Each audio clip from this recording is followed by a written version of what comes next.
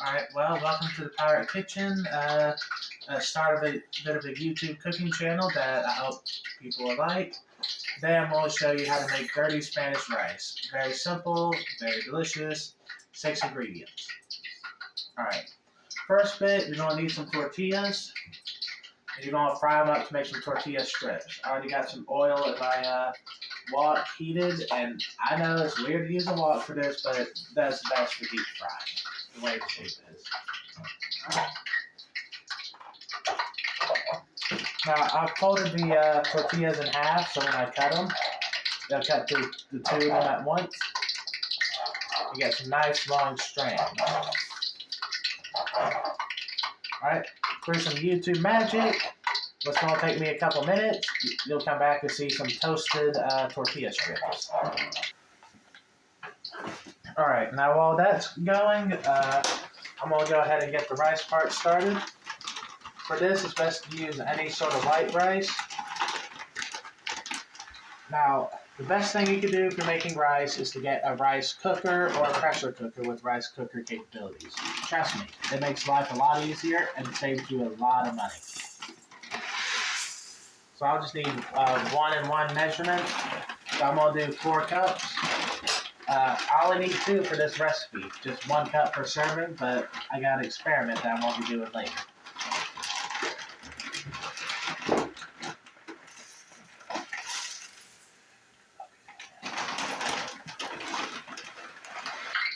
Alright, now that I got the rice and the water measured, the secret to great rice is to use stock, like a chicken or beef stock. For that, you can just use bouillon cubes like this. In my case, I prefer to go with chicken.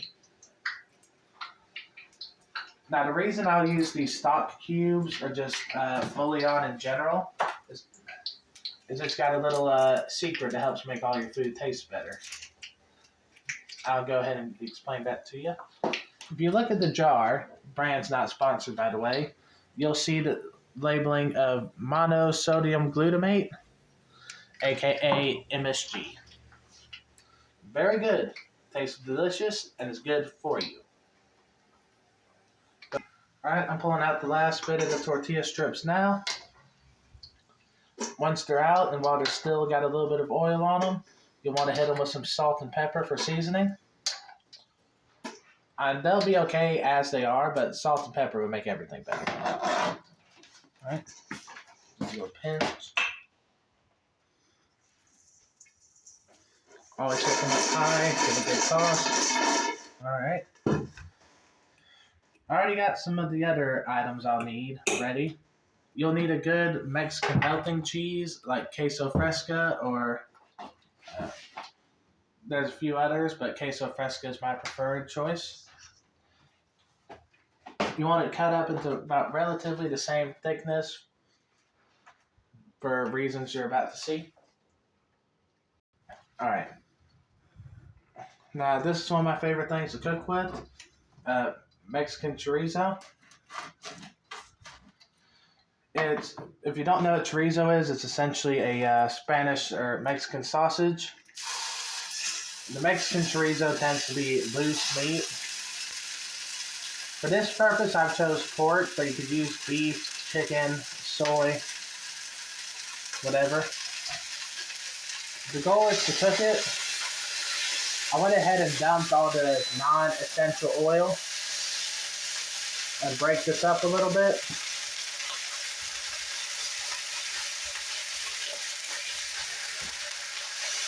Just to keep it moving and loosen it up. This is where most of the dish's flavor will come from. Now, if you're cooking chorizo, it will not change colors like most meat due to all the Spanish spices and seasonings inside of it. The best thing to do is to cook it at a medium to high heat till it's warmed most of the way through, which shouldn't normally take but a minute or two in a hot pan or skillet. And while it's doing that, we're just going to break it up and keep it moving. You typically need about 1 log of chorizo for each 2 cups of rice you're using. I mean, you can use one whole thing of chorizo for just one serving of the rice and get some extra flavor. It's up to you. We'll go ahead and we'll start working in some of the cheese while it's hot. So it will start to melt little by little.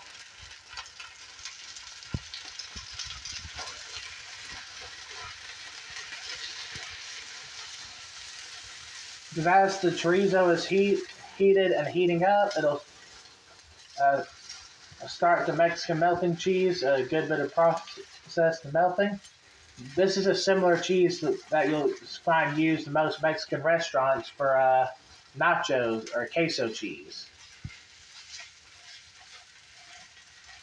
At this point, you can just melt the cheese into the chorizo and make a queso dip. It'll be perfectly fine.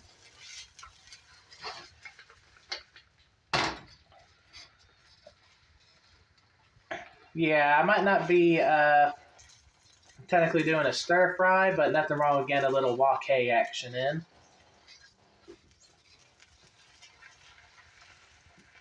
Now, the reason I will use a wok for this is, again, it's got plenty of room for maneuvering, but if you don't have a wok, a cast iron skillet will perform the similar task. Just for the case of mine is a non-stick wok, and please do not use no metal utensils in a non-stick pan, wok, or anything non-stick. Metal utensils will scrape the non-stick off the side and it will get in your food. It is not healthy for you, and it is not good. I think that stuff could cause cancer if it gets in your food, but I'm not an expert in that. But you see the cheese is starting to melt and it's starting to add some color to the chorizo.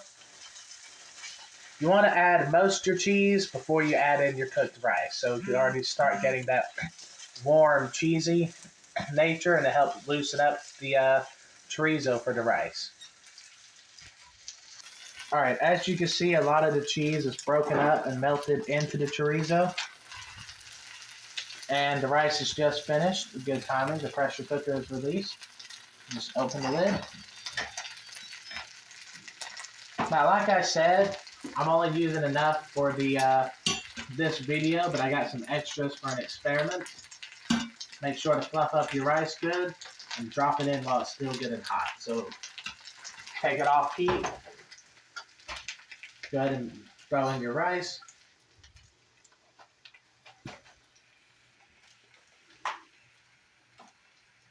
That should be relatively enough.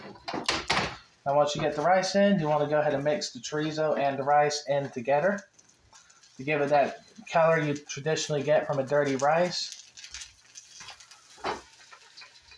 Another reason I could like to use the wok, because I could do the wok tossing to help break up the rice and mix in the chorizo.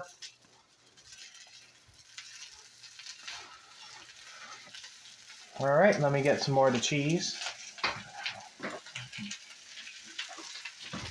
Like I said, you don't want to mix in all your cheese at once. This way, in case your rice starts to dry or stick, the cheese can help prevent that. We'll go ahead and turn the stove down a little so don't burn the rice.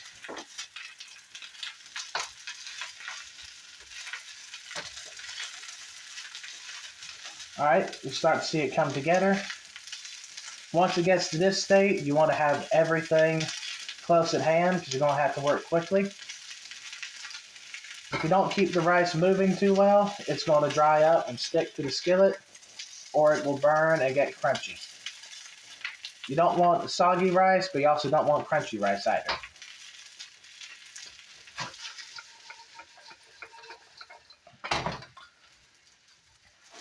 And for that, and to help prevent it from sticking and getting dry, I got a secret ingredient. Soy sauce. I know some people are going to look at me weird. It does not make it taste like soy. It just adds a little more umami flavor to it. And the liquids will absorb and help keep it from sticking to the wok or your cast iron. You just need like 1 or 2 good splashes. At most, a tablespoon. If you could be here to smell this, you would want to eat this. Just go ahead and stir it till most of the cheese is broke up and melted into your rice. And you can start to see the cheese adding a little bit of extra color to the dish.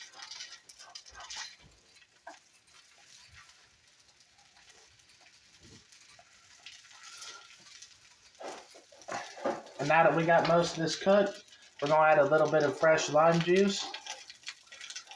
Please save the lime juice either till the end or while you're cooking your rice. If you put the lime juice in too fast, it'll burn out all the lime flavor. The lime juice, however, will also add a benefit to help melt the cheese a little bit due to the acidity of the lime juice. And again, will also help keep your rice from getting dried out.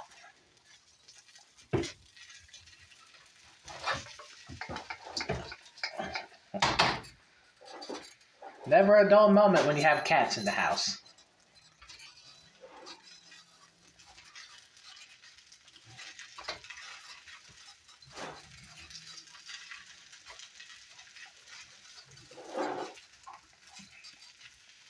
All right.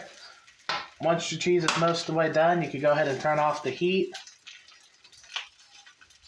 So this way the cheese and the rice do not dry out too much, but will still have to finish cooking over the leftover heat. Once your cheese is most of the way broke up, your rice will be ready. All right. My camera person had to take a taste, and yeah, I think she's going to bite me for a bowl. She's going to fight me for the bigger bowl, actually. Yeah, see? That's her way of saying yes. Apparently, the cats are cuter than me for the video.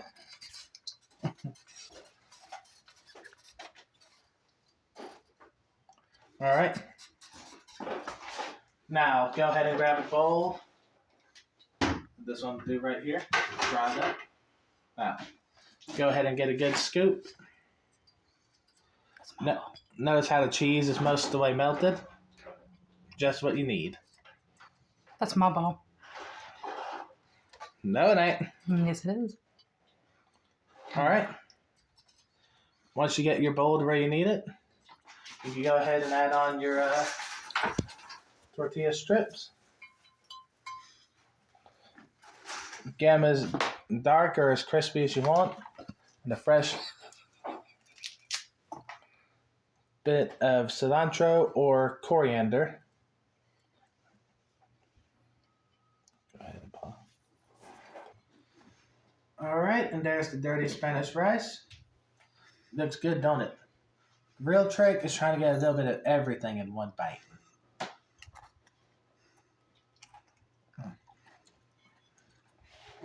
Now that's good. And of course, he's got his coffee. A lot of rich, sort of Mexican Spanish flavors. And very few simple ingredients. Most of which probably don't cost more than $5 individually. And takes about less than 30 minutes to make. And could either be used as a side or a main dish and could be used to serve a whole family. You gotta love a good versatile dish. And if you're struggling, it's a good struggle meal. That's my camera lady, Abby. Hi. Now, all the crewmates are starting to fight for the food, so I'm gonna have to head out and eat before I have a mutiny on hand. Bye. Until next time, this is the Pirate Kitchen. See you again soon.